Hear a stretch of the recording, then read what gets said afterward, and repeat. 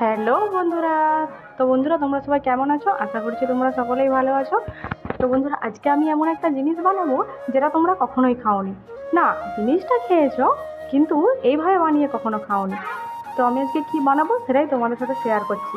আমি আজকে বানাবো হচ্ছে পেঁয়াজ সুজি ভাজা। কখনো শুনেছো? নামটা শুনতেই অবাক লাগছে না? হ্যাঁ, জিনিসটাও খুবই একটা ইউনিক জিনিস। তো আমি আজকে ফার্স্ট টাইম বানাচ্ছি এটা কিন্তু না, আমি আগেও বানিয়েছি, খুবই সুন্দর খেতে, কিন্তু সেটা তোমাদের সাথে শেয়ার করা হয়নি।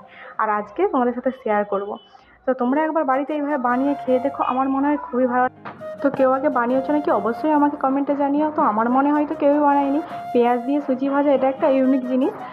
তো সুজিটা ভাজা হয়ে গেছে, আমি একটু অল্প করে জল দিয়ে দিচ্ছি। আর এটা বানানো খুবই সহজ। তো প্রথমেই বেশি করে একটু পেঁয়াজ কেটে নেবে, পেঁয়াজটা কেটে নিয়ে পেঁয়াজটা ভেজে নিয়ে আর 50% মতো পেঁয়াজটা ভেজে নেবে, দিয়ে তারপর সুজিটা দিয়ে দেবে। সুজিটা দিয়ে পেঁয়াজ আর সুজি একসাথে ভাজতে থাকবে, খুব লাল লাল করে ভেজে নিতে হবে, কারণ সাদা সাদা থাকলে একদম ভালো লাগবে না। তারপর এখানে দেবো হচ্ছে মিচড়ি।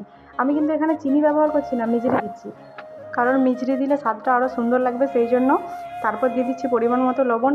আর হ্যাঁ, সবাইকে একটা রিকোয়েস্ট করব, অবশ্যই একবার বাড়িতে বানিয়ে খেয়ে দেখো, আর খাওয়ার পর কেমন হয়েছে অবশ্যই আমাকে কমেন্টে জানিও। আর তো বন্ধুরা দেখো, এটা আমার কমপ্লিট হয়ে গেছে।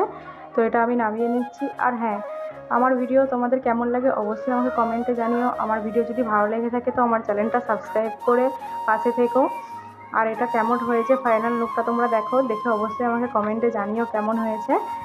আর আমার ভিডিও সবাই দেখো, কেমন লাগে আমার ভিডিও সেটাও কমেন্টে জানিও। আর আমার চ্যানেলটা সাবস্ক্রাইব করে পাশে থেকো। টাটা।